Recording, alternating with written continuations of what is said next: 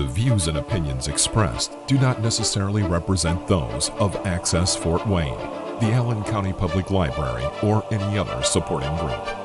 Access Fort Wayne is a department of the Allen County Public Library. If you or anyone you know might be interested in making a television show, please call 260-421-1250.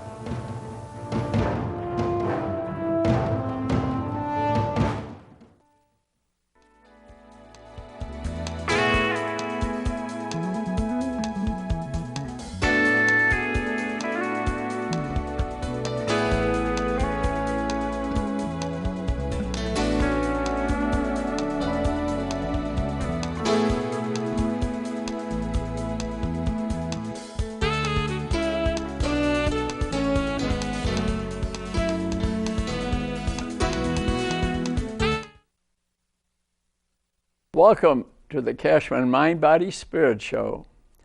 Today I think it's going to be very interesting because it's about feeding our children. You know, I do a lot of lecturing and TV and radio and write books about proper eating, avoiding most diseases to adults. But be honest with you, if we could change or have the habits and learn what the good food is and how to be healthy as a child, it would be a lot easier as an adult. For an example, suppose it's related to gaining some weight. It's a lot easier to lose 5 pounds than 100 pounds, for example. So let's go on this road. I also will discuss a little bit about psychological aspects, about behavioral things. And I'll speak about that because that's part of being a child and what we teach them. Let's spend at least a few minutes on the effect that the mother and father can have on the eating habits of the child that is born.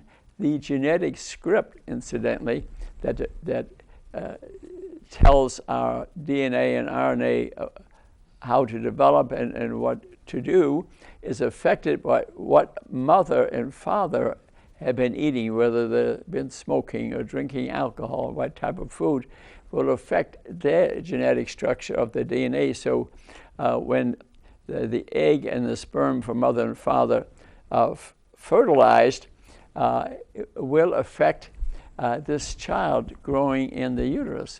In matter of fact, the genetic script of that child is only written about 5%.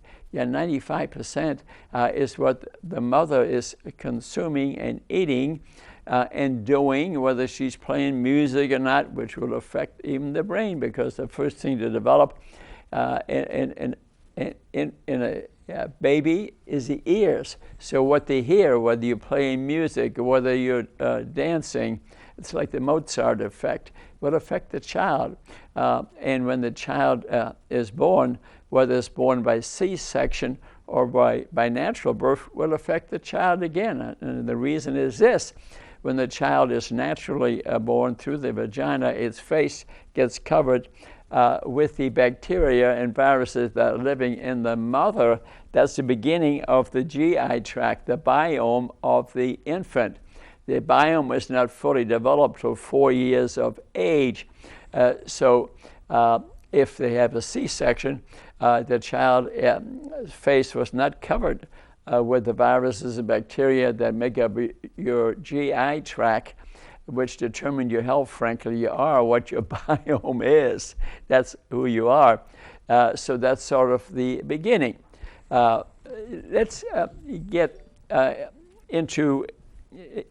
Let's get involved here now with our child. So what you're feeding the child is critical. Remember, I said about the biome, but once a baby is born, it triples its weight in 1 year.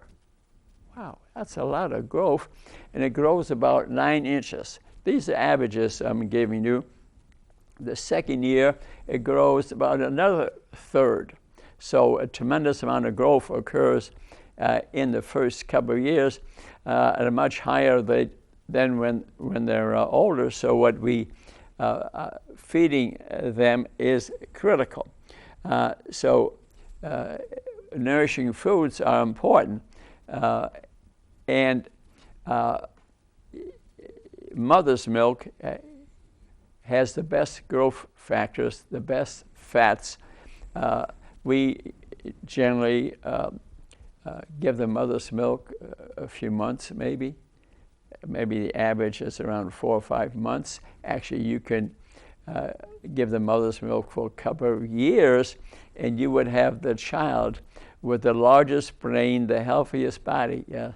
Breastfeeding is extremely healthy thing to do, but instead we're feeding them through bottles, and we're starting to give them food at 4 or 5 months, and so what are we giving them is important.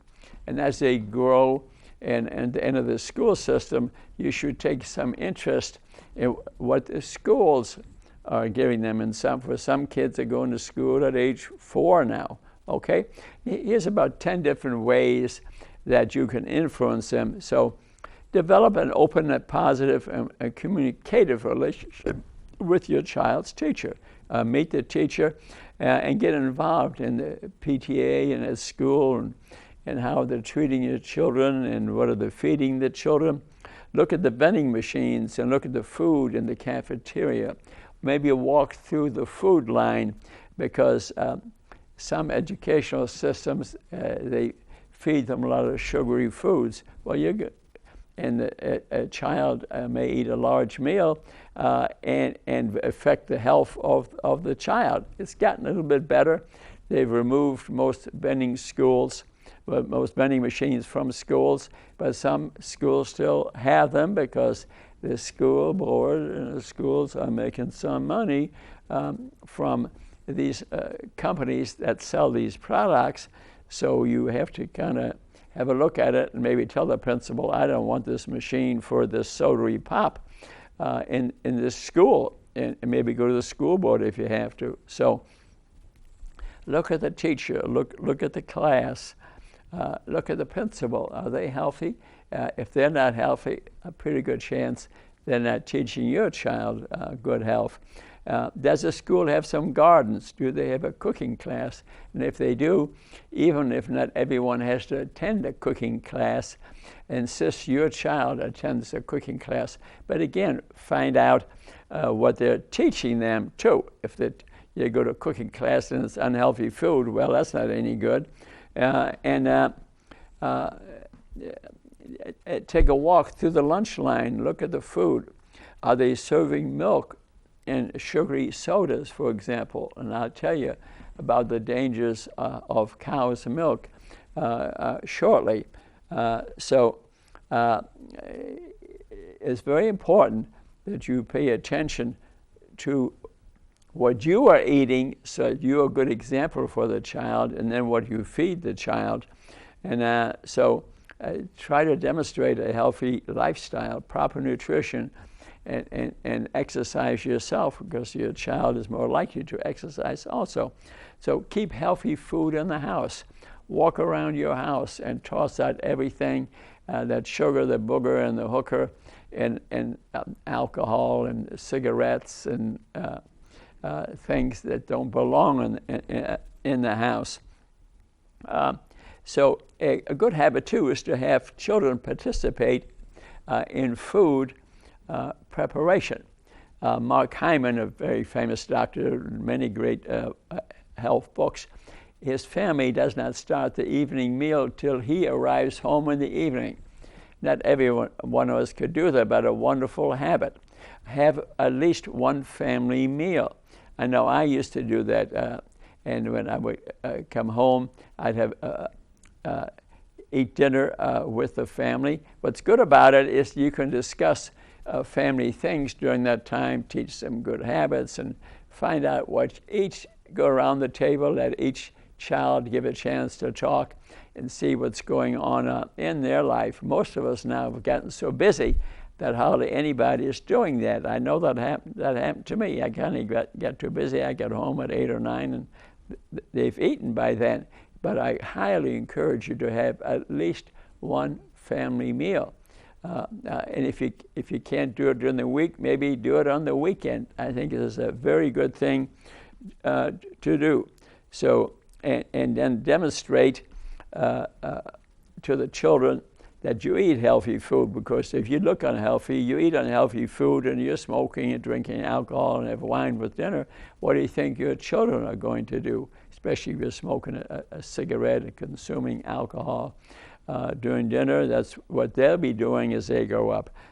So another great habit is to go shopping with the children.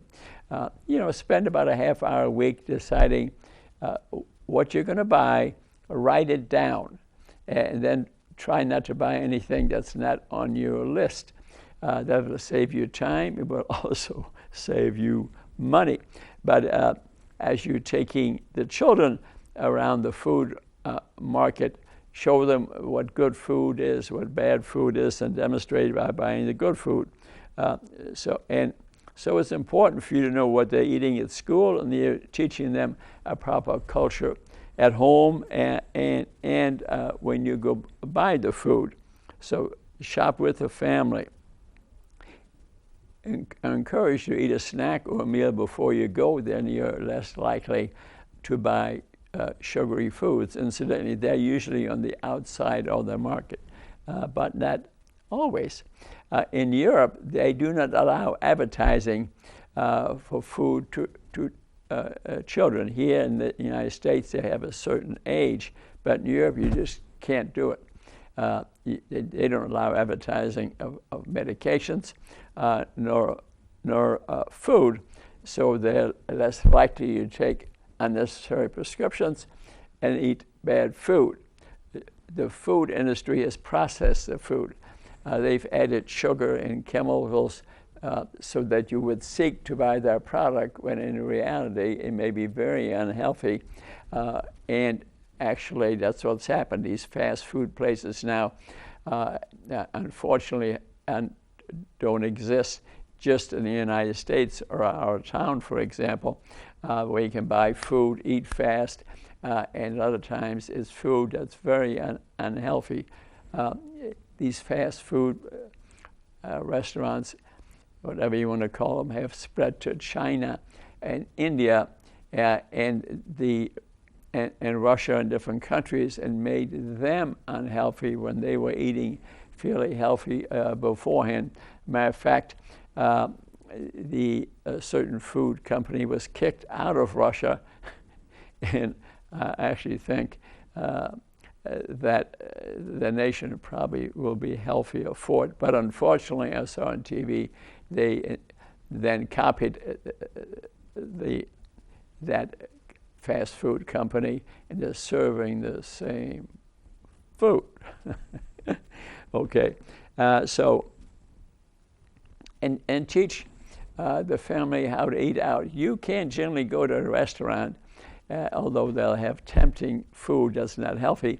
Usually you can get healthy food even if salads are not on the menu. I found if you are nice to the waiter and waitresses, and you tell them you would like to eat this certain food, and tell them exactly what you want, 9 times out of 10 you will get it. Yeah, I had a guy demonstrate to me. It's actually true. It may not be on the menu, but generally they will cook for you in a healthy manner, as long as you let me give you some bistro basics.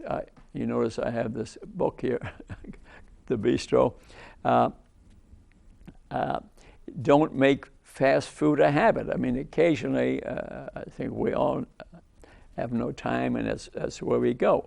But avoid creamy, buttery, fried, cheesy, saucy, salty, and give size selection a consideration. Teach the children what supersized food is versus a small amount of bad food once a week you might get away with. Okay, choose skinless, grilled, steamed, broiled, roasted, baked, thin crust, lots of vegetables, low sodium. Avoid soy and teriyaki sauces because they can be full of salts and bad fats. When speaking health with the children and what leads to kids, if you have an overweight child, for example, odds are it'll be overweight as a teenager. They'll take psychological damage and ridicule from their classmates. Odds are they will be diabetic in the future, type 2 diabetic, and which can result in 50 to 100 different chronic diseases, which I'm very familiar with, from dementia to heart attacks to strokes to amputations, dislocations. That's what will happen to your child if you do not teach them to eat properly. Many children today are unhealthy. Just look around. If you're overweight, you're probably diabetic, 90% chance. And if you run serum insulin tests, you will catch adults or children on the way to type 2 diabetes with this 50 to 100 diseases. It's very important that you do blood testing and put it into a book or computer so that you see the changes. Pediatricians do not test children early enough in their lifetime to avoid diseases. The highest rate of obesity, being overweight, which I remember I said can lead to chronic disease most of the time, is between age 2 and 6. Between age 2 and 6, and they don't check their blood sugar properly till age 14 or so. So serum insulins at age 3 or 4 would anticipate that there's a metabolic problem going on in the body, and we need to change how we eat. Let's talk about television time a little bit. When kids are not exercising enough, for example, exercise is maybe 20, 30% of health. Yeah, that's all. What we eat is the rest type of food, okay? So no TV time to toddlers less than 2 years of age, okay? And 2 years and old, limit their time, maybe 1 or 2 hours a day, although they have found now that kids who watch TV 2 hours a day has increased the obesity rate in the age 2 to 5. That's been statistically shown. So the highest rate of increase in obesity has been at 2 to 5 years of age. Yeah. So try monitoring the TV and device time for your child. Children today, as you know, wherever you see them walking, they've got a device in their hand, and their mind is caught up in what's on the device. And what's on the device may not be so good. So take an interest in that. What are they watching? Okay, what are they watching? And like I said, in Europe, they limit the time on all these things in advertising. A good way to teach children is maybe pick out some of the educational programs and entertaining programs they have on PBS. I really think that makes a difference. I myself thought it made such a great difference that I personally donated quite a bit of money to them. And in Fort Wayne, you'll see my name on the building. It's not about my name. I thought that I like to support them because they are supporting us, children, for example, good programming. And also to get the kids to watch, some DVDs. You can buy them, but actually you can go to the library. DVDs are not as popular today, but if you go to the library, they have them stored. You can pick them out, have the kids watch them. They can be educational. They can be and bring them back and get another set, all for free. I've done it at times, and so I think that it is a good one. The next, let's talk a little bit about being overweight. The reason that concerns me is not the looks necessarily, unless this gets way out of hand, but the kids will get ridiculed if they're not of proper weight. It's that most of them have a chronic disease. They could be 50 pounds overweight, age 16 years old. though my blood sugar is normal, my kid's not diabetic. They didn't test the kid right. Get a serum insulin tolerance test. And if the insulin tolerance test is normal, then I would say your child is not a diabetic, but that would be rare. 90% of the time, if they're overweight, they're diabetic, and they're not going to live as long. They're going to die 20 years before their time. They're going to have major disabilities. There are certain racial groups, if you look at Los Angeles, Chicago, or New York, where hardly any man is alive past age 70. Mm-hmm. Because they're a certain color, a certain ethnic group. No, they're eating the wrong food. No one taught them differently. The schools didn't teach them differently. I teach them differently. And I think it's important. So, and indeed, it's an international epidemic. As I mentioned, China, India has been an invasion of our fast food restaurants because the foods are in there make people feel so good. They're full of sugar and bad fats. And they feel great, and they're addicted to it. Yeah, sugar is more addictive than cocaine. I've studied it. I debated somebody on TV about it, and I thought the lady who thought sugar is more addictive than cocaine, I thought she won the debate. Yeah, and it's very addictive. Makes us feel good. That's why a lot of us are eating the bad foods or drinking sugary drinks, for example, which is about responsible for about 50% of the poor health problems. But now they have substituted some non-sugary drinks, but they added chemicals to them that have no calories in them, like stevia, different. And they change our brain, they change our gut, and are just as addictive, and I don't recommend them, okay? But some people still, I read books that they have them in their recipes. If you do that, you get addicted to them. And so I say, don't use them at all. I don't use them. I don't eat anything sugary, and I don't miss it at all. Okay. Another thing I like to mention: if you yourself are unhealthy or the children are unhealthy, to give it a try to eat 2 meals a day. And hundreds of years back, we didn't eat 3 meals a day. We started eating 3 meals a day maybe 120 years ago. And now we're so used to it. We got to have breakfast. Well, you don't need to have breakfast. I'll tell you why you don't. I don't eat breakfast. It's because your body secretes steroids, growth hormone, glucagon, the opposite of insulin, and that raises our blood sugar. That's through circadian rhythm as we wake up. And the blood sugar is normal and not changing much. And I don't feel hungry. I played pickleball at 9:30 like today, and I'm not hungry till 11 or 12. But that makes being healthy a lot easier. That's time-regulated eating. A real good thing. I didn't say you had to do that, but give it a thought.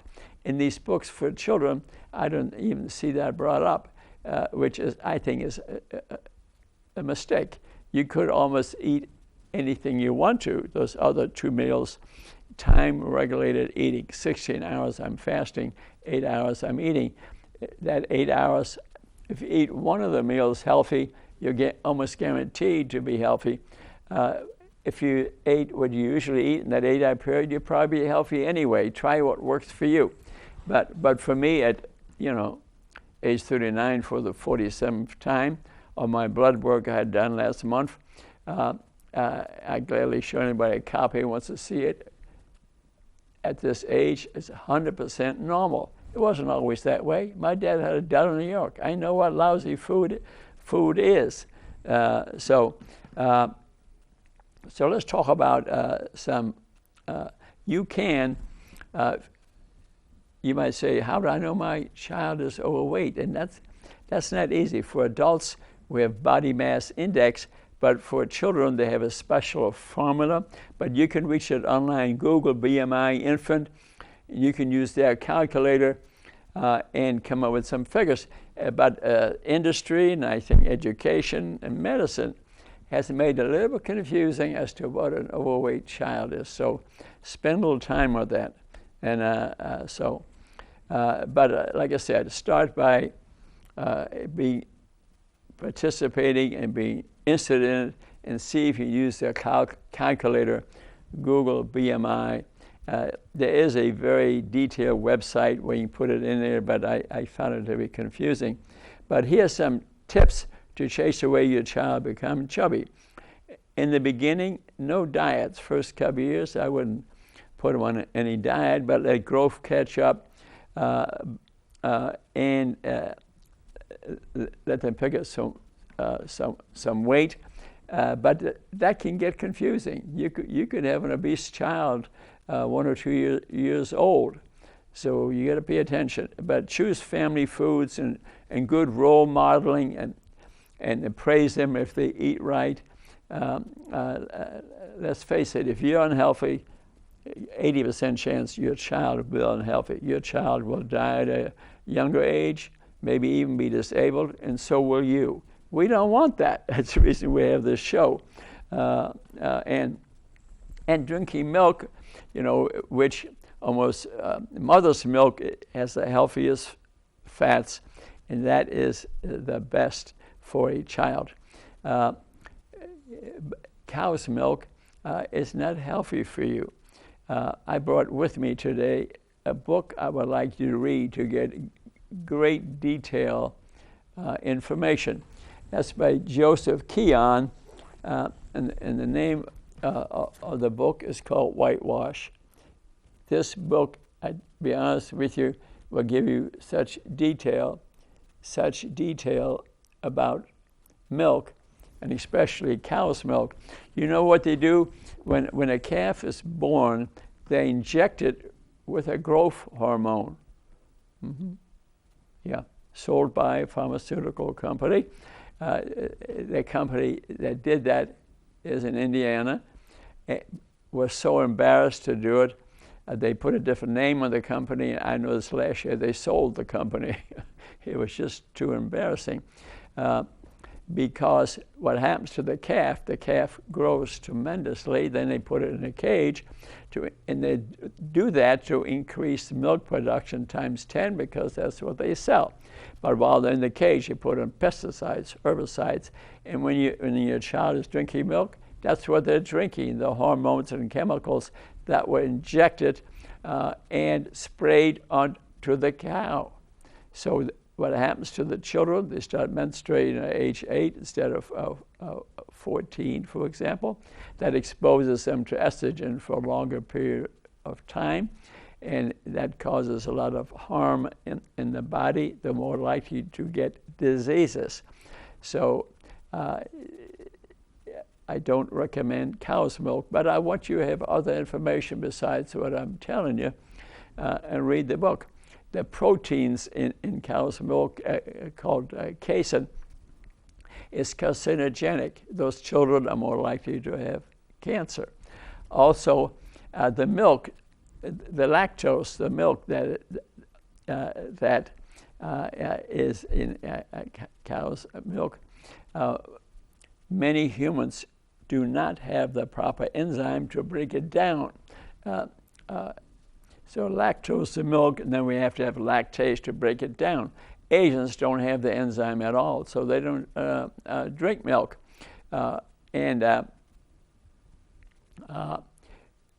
Black people, maybe 75% don't have the enzyme. Mm-hmm.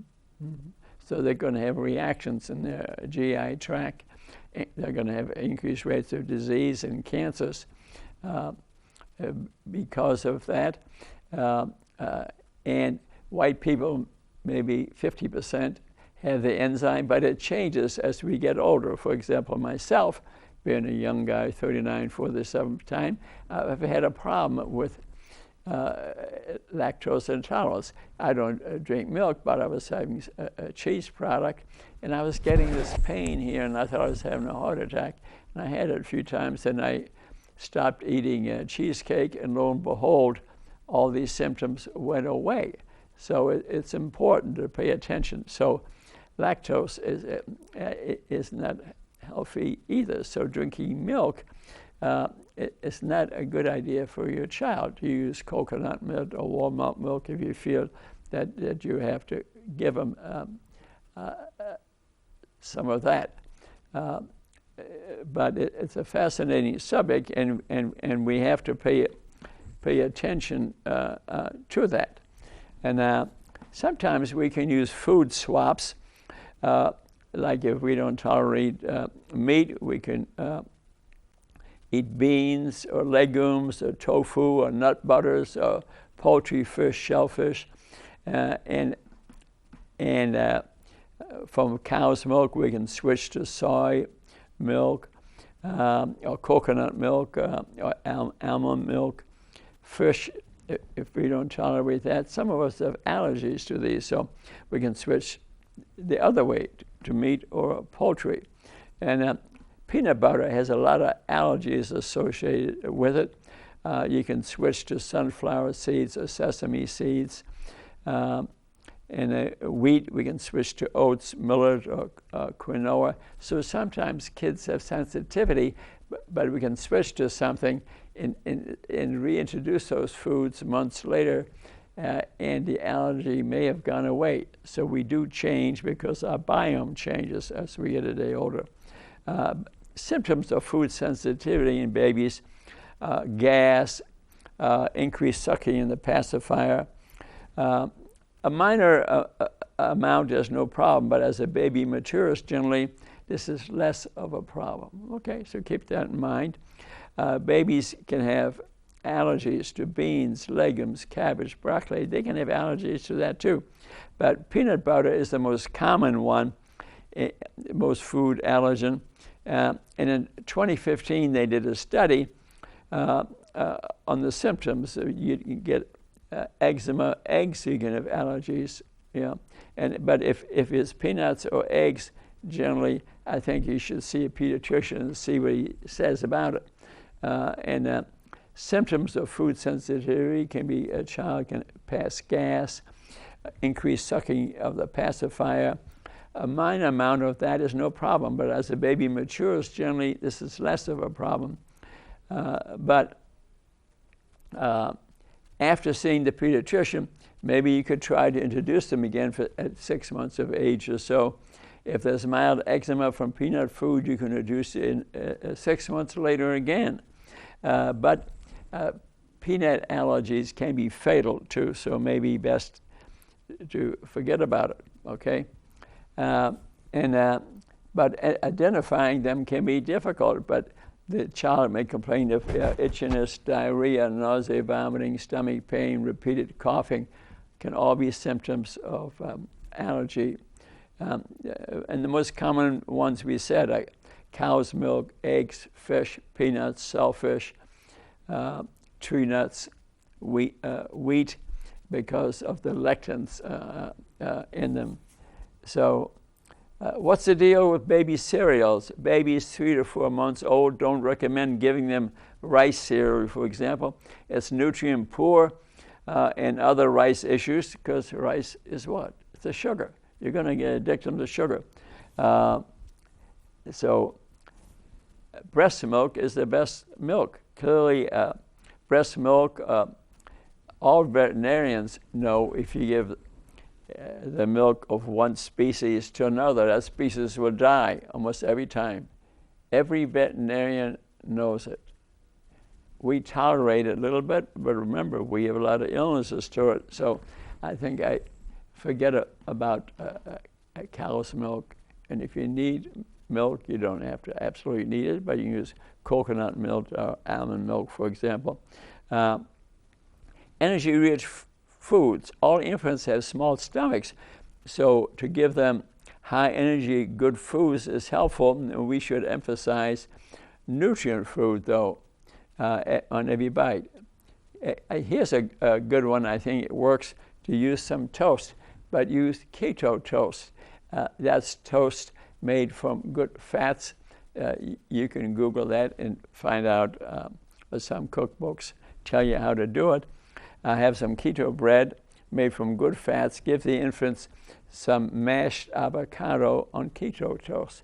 Very healthy thing, and you can do that. After they've stopped breastfeeding, and you're starting to feed them, they can even eat without teeth. At a certain extent, they can munch some foods if they're soft, for example. You can try nut butter, mashed berries, mashed bananas. They may not have any teeth, so you got to mash it, make sure it's soft. And another way to deal with it is to cut the toast into little fingers, so the small size. And they can even use pincers. Teach the child how to use a pincer and pick them up and eat themselves.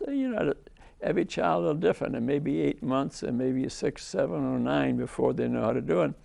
But so they can develop some self-confidence and learn how to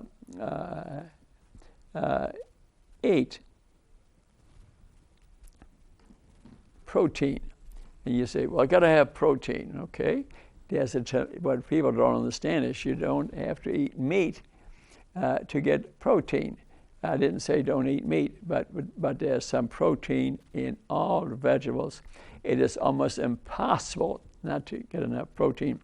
We were told years ago that you had to eat complete proteins. That was a total falsehood promoted by industry.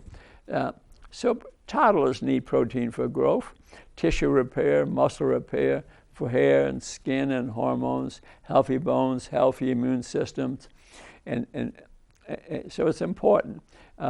Meat, fish, dairy are good sources of protein, but remember what I said, forget about the dairy.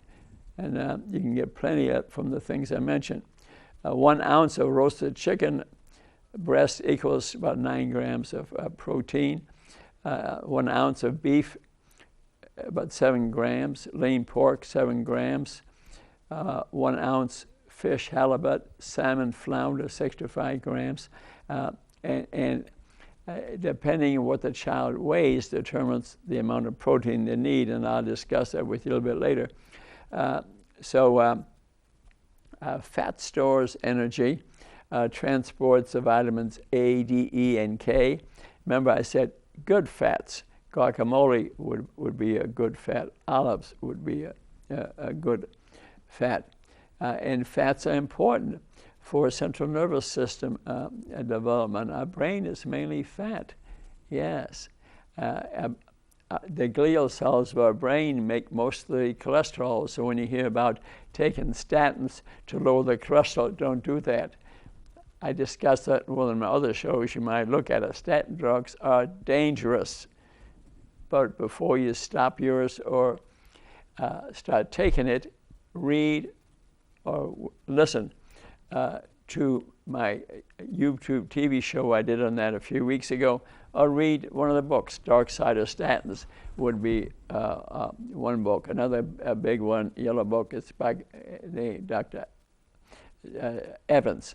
So gather the information before you start it or stop him, but industry promoted that upon us, and when in reality statins can be very dangerous to you, from heart attacks and strokes. Our brain runs on cholesterol and fats, so fats are very important. And the basic bite-size basics, let's talk about that a little bit. Until the baby can chew and swallow and spit out food, avoid crumbly foods that break up and crumbles in their mouth. Make sure that foods are soft and tender enough to easily mash between your thumb and fingers. This allows the body to mash the food on the roof of their mouth and decrease their chance of choking. While your baby uses a palm of grass until 8 or 9 years of age, make finger-sized pieces that they can eat. And pieces of toast, pancakes, should be about 1 inch wide. They don't, you don't expect children to finish their food, okay? And don't get mad at them if they do not. We're not living in a food desert. So let them eat till they're satisfied. And if there's food left on the plate, and don't say, you gotta eat that, like I did or we did as children in Europe, because we had no food. It was wartime. But these are different times. We're eating too much food. And let's speak a little bit about choking. You're feeding the infant and it's choking. Choking, listen to this very carefully, is a silent event due to a large piece caught in the airway. It's silent. Oh, okay? The patient turns blue and grabs their own throat. Parents should be trained to do CPR on a baby, or at least read something about it. It could happen to your child. They feed multiple times a day. Your child could choke. Remember what I said. If they're crying, if they're crying and getting, probably they're not choking. But if they're grabbing their throat and they are silent, and they don't bring it right up, you may need to call 911. The other thing you can do is take the child, and you're sitting down now, lay it across your arm, face down, and odds are they will spit up the food, but not guaranteed to do so. So to put a phone call into 911, it's important. Some kids have died doing that. So familiarize yourself with the experience. It occurs. Stay calm. Coughing forcibly or crying indicates the child probably is not choking. Okay? And coughing, crying indicates no airway block. Turning blue, struggling, grabbing your throat indicates they indeed are choking. Okay? Let's speak a minute about flours that you use to make food. You're trying to avoid wheat gluten, okay? Because of a lot of allergies and diseases caused by the gluten and lectins in wheat. A good place to buy flours is on a website. It's called Bob's Red Mill. Bob's Red Mill. He has large variety: almond, hazelnut, coconut. Granulated sugars and sugar syrups lead to sugar addiction and obesity. Don't use them. Granulated sugars and sugar syrups lead to sugar addiction and obesity. Do not use them.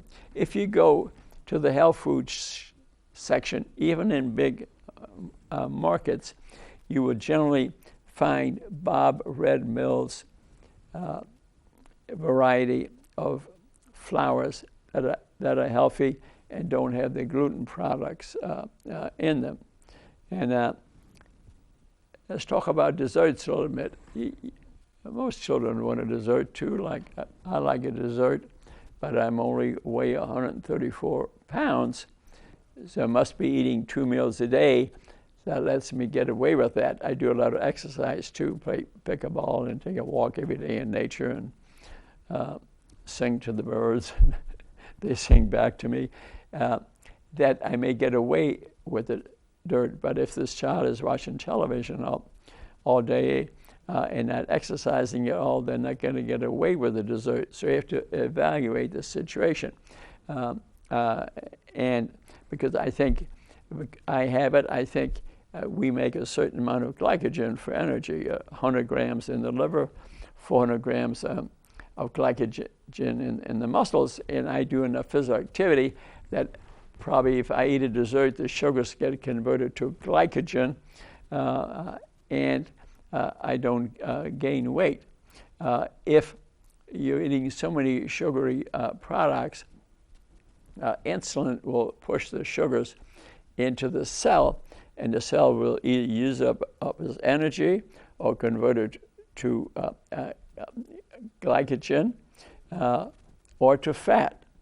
And so it depends on the amount, that you're eating.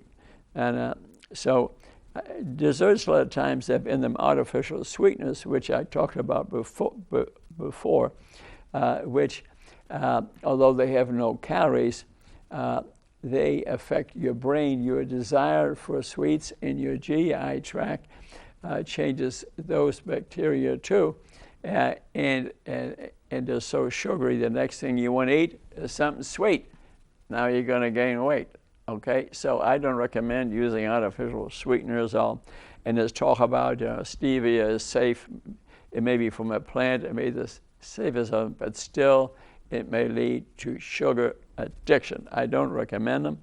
And I did notice in the ketogenic diet cookbook from Children's Hospital of Philadelphia, they have in their recipes, I must say, they recommend erythritol. That's an artificial sweetener, but again, the kids are more likely, or even as an adult, to want something sweet next. I say don't use them. You don't need them. I don't use them. Here's one I'd like you to explore a little bit, the science of mayonnaise. Generally, it's made about 50-60% good fats, and they add some oil to it. It's made from milk, from egg products. Okay, put it in a blender. You add in some oils, and remember I said about getting good fats into your body. That study it a little bit. I didn't say do it, but I have a look at mayonnaise, because remember I said generally what I recommend is 50-70% good fats, 20% protein, 50% vegetables, and fruit on top. If you're eating an 80% vegetable diet, like all the big guys that we know about, that even friends of mine that recommended these things 10 years and they still do now, is that you're going to get healthier eating mainly vegetables, but I tell you, you're not going to get as healthy as if you eat a ketogenic diet like I described, the food pyramid of good fats, protein, and just 15% vegetables. And because its vegetables have a lot of calories in them, they have a lot more sugar in them than that you think, although they have some vitamins and minerals which we clearly need, but we don't need as many. We don't need for that to be 80% of our diet. It's kind of interesting. So look up the mayonnaise thing a little bit, but study it before you decide to make it a big part of the way that you eat. And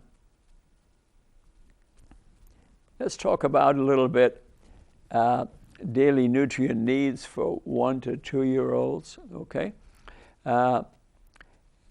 if you weigh about 15 pounds, need about 530 calories of protein, about 26 grams of fat, about 59 of carbohydrates. If you weigh 35 pounds, maybe 1,340 calories, about 17 grams of protein, 150 grams of carbohydrates, 40 pounds, 1,500 calories of protein, 20 grams of fat, 173 grams of carbohydrates. I must say this comes out of books, and I'm not in total agreement with that. It may be too much carbohydrate here, and I think there's a lot of controversy. I would rather have you look at the child and see if you think they will weight and look healthy, the skin looks good, they must be getting the right nutrients. But some kids are slipping into obesity at 12 to 18 months. Yeah, so keep track. But the most common cause, drinking milk. That's the most common cause. But be sure to read the Whitewash book by Joe Keon. I want you to gather more information. This talk I am giving here today is for you to get started in gathering information how to feed your child. I'm not the final word here. I'm here. I'm the key that opens the door for you to gather more knowledge from the books that I have in front of me. And so enhance your child's health by stocking your kitchen with healthy foods. Period. And I'd like to show you one other book, and I'll just get started on it because we won't have time to go through it extensively. It's Fearless Feeding by Jill Castle and Marianne Jacobson. I encourage you to read that. I will not be able to go through all of that with you today, but what it has in here, which I particularly like, is fearless facts. Like babies are more accepting of new flavors if they've been exposed to a wide variety of textures and taste early on. As a child, you can take advantage of this during the honeymoon stage of feeding, something discussed in more detail, and then they have facts and they have tips in great detail. Let me give you a fearless tip. For example, rotate different fruits, vegetables, grains, dairy products. I didn't say dairy. Forget about the dairy. And protein sources frequently in your child's diet. The more variety your child eats from within nourishing food category, the better her chances are of meeting specific nutrient requirements. Remember not to get hung up on your child, what it necessarily eats one day, it may not eat it the next, especially if you don't give it to them. But it's full of facts and tips in there, so I think this is a great book to review. Remember, I'm just having this show today to open the door for you to seek more information. If you don't do that, for one thing, I as a parent years ago, I really didn't know a darn thing about these things. And even as a doctor, they teach us nutrition at IU Med School, 5-6 hours worth. That's about all they do in the whole country. They're not even doing a lot better now. I'm convinced that these industry has so bribed these medical schools that, for example, I tried to go to speak to the medical school here in Fort Wayne. They won't invite you to come in. Why is that? The dean here says because we can only teach what they do nationally, but all these companies bribing the national organization so they don't allow the medical school to teach proper nutrition. That's why we have hospitals are filled full of people with preventable and reversible diseases from diabetes. Yes, I'm saying it. I've been to all of them. They are not willing for people to come in to prevent. All they have on their hospital are hearts and things. They want to do heart surgeries for diseases occurring from improper nutrition. Lastly, I'd like to encourage you, how do you improve the behavior of a child? We have a tremendous number of drug addicts in this town, and many of it starts as children. For example, marijuana smoking, if they're smoking it at age 25, odds are they're an addict. About 20% of children are going to be addicts to e-cigarettes, which has nicotine in it. And sugar, which is addictive. Yes, they've added sugar to cigarettes, 1920. How anybody knows that? But Gary Taubes has a whole chapter on that in his book. There's sugar in cigarettes because the nicotine is not addictive enough, so they added sugar. I wrote a book you might have a look at too, the name may be a little brutal, but Harming and Killing Our Children. That's the name of the book. You can get it on Amazon. I encourage you to look at it. The last half of the book, I actually have in it a code of behavior, 20 prescriptions that lead to a good life, which would be good for you to get your children to memorize it. If you were to go down Wells Street in the Criminal Justice Building for Children, there's a statue there. On the statue are the 20 prescriptions, but you can find it other places online or get a copy from me. But in this book on children, the last half of the book is devoted to the 20 prescriptions, which is a story about each prescription. Treat others should like to be treated, respect the environment, respect the police. There's one chapter after another, but there are chapters with it which explain them. I think to get your child to memorize these 20 prescriptions may change the behavior. I know of families that made their children memorize their 20 prescriptions. They post them in their room or somewhere in the house, and when their child does something that they don't like, they point at the prescriptions.